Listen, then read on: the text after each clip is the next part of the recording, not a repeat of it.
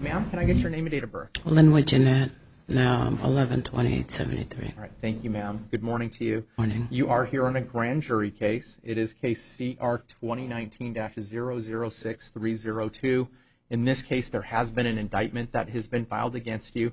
It is charging you with one count of conspiracy, a Class 2 felony, one count of theft, a Class 2 felony, one count of fraudulent schemes, charged as a Class 2 felony, one count of forgery, a Class 4 felony, and 27 counts of fraudulent schemes charged as Class 5 felonies.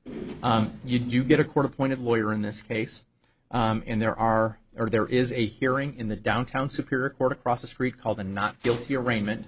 That'll be October 17th, 8:30 in the morning. And ma'am, you do have a bond ordered in this case. It is $250,000, and it does have to be posted in cash. That is your bond. If you do happen to bond out, you still need to make all your court dates so you don't risk losing that $250,000. There is a co-defendant in this case. Do not contact the co-defendant. Don't possess any weapons. And I am going to order that you surrender your passport, if you do have one, to the court at your next court date, okay? Are those, can I ask you a question? Yeah, absolutely.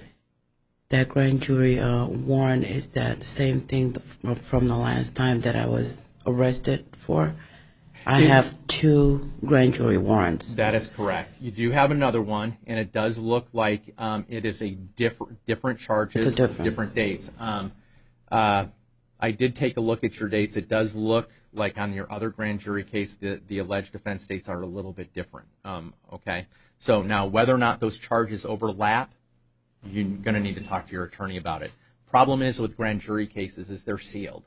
I don't have any information regarding the specifics, or I shouldn't say that. I have a little bit of information regarding the specifics of this case, but I don't know it in depth, okay? At least I don't know it as in depth as the judicial officer who set that bond, okay?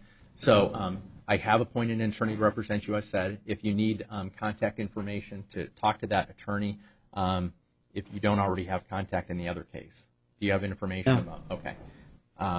My clerk can give you information on how to contact your lawyer, okay? All right, or the agency of the lawyer.